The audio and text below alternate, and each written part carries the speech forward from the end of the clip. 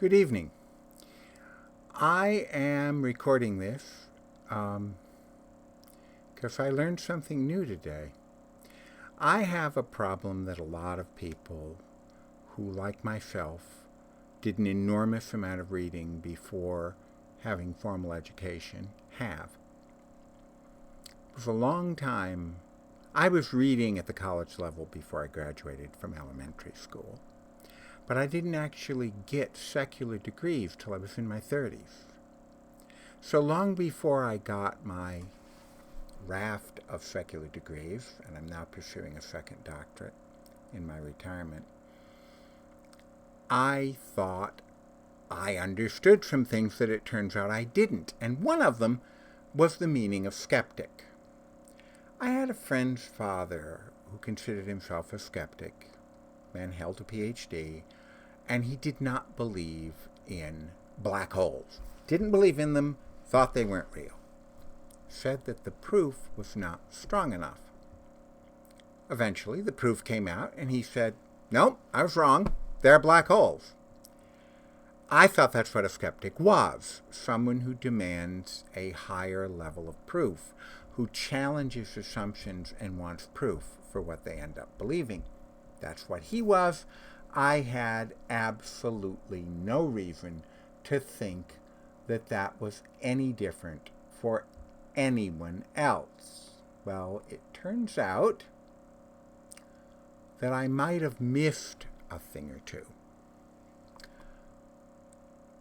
I'm this many days old, and believe me, I'm not a kid anymore. I'm this many days old when I discovered that skeptic had a different second meaning, going all the way back to Greece,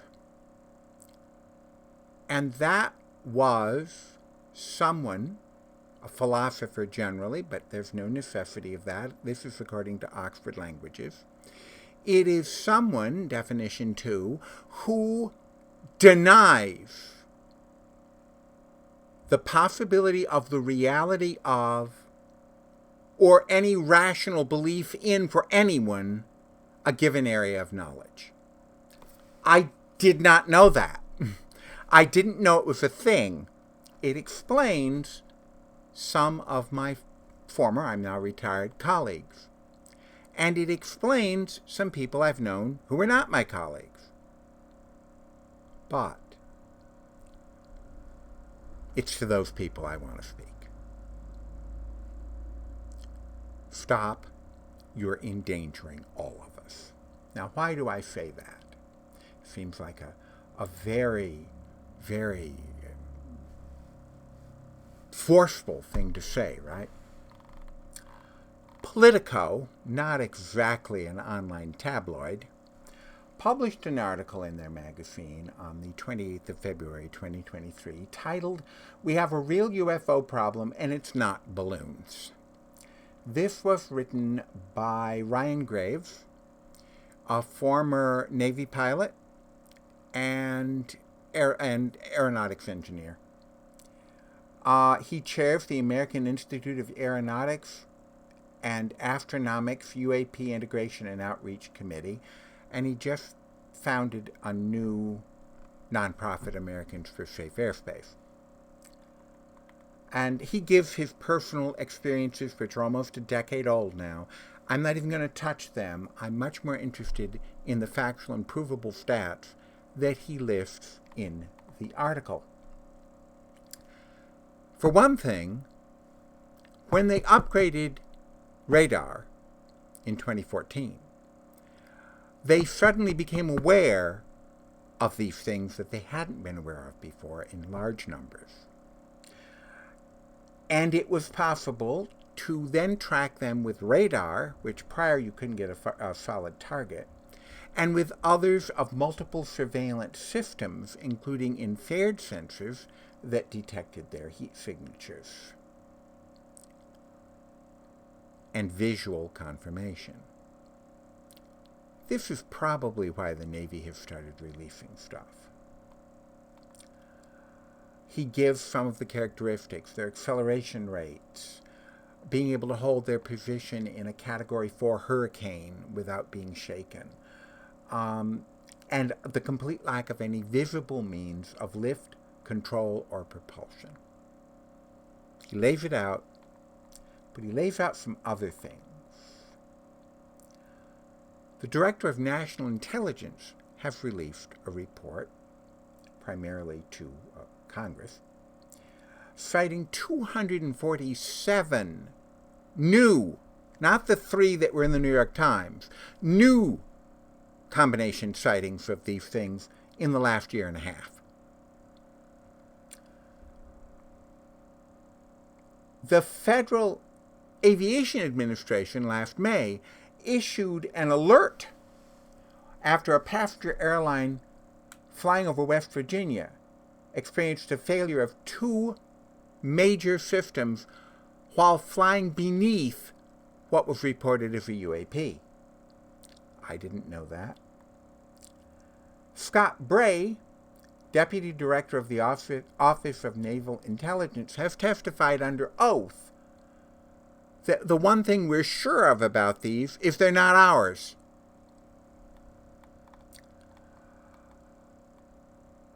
I was less surprised by these things than I could be.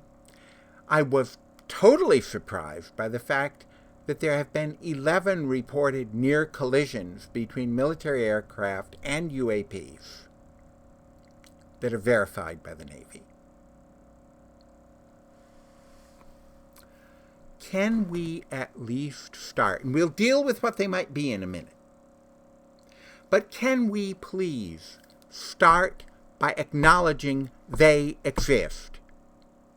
Because if you're a skeptic who is following that other definition for skepticism that I did not know existed until today, I went to look it up because I was going to say something and I wanted to make sure I got the definition word for word right. I'd never looked it up before. And I saw this as the second. The first definition is largely what I thought it was. But definition 2 allows for people calling themselves skeptics simply because they absolutely deny that some area of knowledge could be real or that people could rationally believe in it. And that is what I hear with UFOs. And it's false, outright. And I'll put my degrees up against any of you. He argues that we need a data-driven response that unites the public and private sectors, the North American Aerospace Defense Command, the U.S. Space Force, blah, blah, blah, blah, blah, aggressive and vigilant effort along with our scientific community. He's right. These things do exist. Now let's talk about what they might be. Because he is, after all, printing in Politico, they're printing this. So he mentions the possibility that they're drones from another nation state. They have no means of propulsion that we recognize. Now, is it completely impossible that China or Russia, who between them spend less than a quarter of what we do on defense, somehow managed to develop probably magnetically based propulsion? I suppose it is, but I don't believe it. And I don't think you do either. But he mentions drones, and he mentions the possibility that it's something else. Now, we cannot find out anything about these events in the last year and a half, other than that they existed, because they're all highly classified, so details are not going to be forthcoming, except that they were verified sightings by military using high-tech items. These devices are real. And he also notes that they could be something else. And they could. Historically, going back to the 50s and the early 60s, when a lot of UFOs, or UAPs we're calling them now, were sighted in a short time frame, it was called a flap. What has happened in the last few years far exceeds any flap we've ever had. Far exceeds.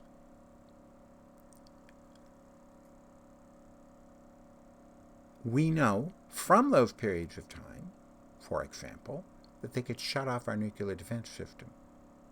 I've heard a major general testify to that, as well as the commander of one of our nuclear missile bases, when a UFO, back in those days, was seen by his staff and by him. He went outside to see it and shut down all of his missiles.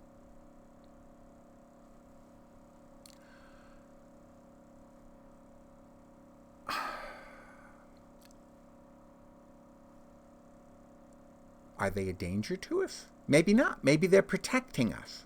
Or maybe they're a danger to us. Maybe they are drones and somebody's that far ahead of us but hasn't wiped us out. Because frankly, if they could shut off our nukes and have these craft, they could have wiped us out before we could detect them. So obviously that wasn't their intent.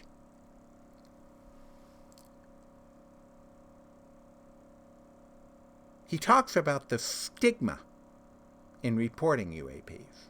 That stigma comes from you, my skeptical friends, and it's not justified. We have thousands of pilots now that have seen these things, many of whom will only speak anonymously because they can lose their careers. The Navy and the Air Force have moved beyond that. Mind you, decades behind some of our closest allies, but they've moved beyond that. He argues, correctly I think, that pilots who report need to be protected the same as we protect whistleblowers. He argues that the stigma needs to be done away with. He came forward in 2019. Out of a squadron of, I guess it's 5 planes, 1 other pilot came forward. The others won't, because they're afraid of what it will do to them. They saw it. Their instruments detected it, but they're afraid. There is a push, a bipartisan push, by the way, by Senator Marco Rubio, Republican of Florida, and Senator Kirsten Gillibrand, Democrat of New York, to fully fund an initiative to investigate this at a much higher level than they ever were able to with the few $1 million that former Senate Leader Reid managed to get them in black budget money quietly. That needs to pass both houses. It needs to pass. All FOIA requests for any of the modern information are being denied. He notes this. But he ends by saying, if the phenomena I witnessed with my own eyes turns out to be foreign drones, they pose an urgent threat to national security and airspace safety. If there's something else, it must be our scientific priority to figure out what. And my friends, if you're skeptics, you are the ones blocking the ability of our scientific community to find out. I'm asking you, as an American and as a human being, step aside. Stop attacking people who report things you don't like. Stop denying the existence of things. I guess you could claim that all the major militaries in the world, Russia just recently claimed they shot one down. One of China's governors claims that they were kidnapped by one. So I guess you could claim that all the governments in the world and all the militaries in the world are deluded. And I hope you realize how ridiculous that sounds.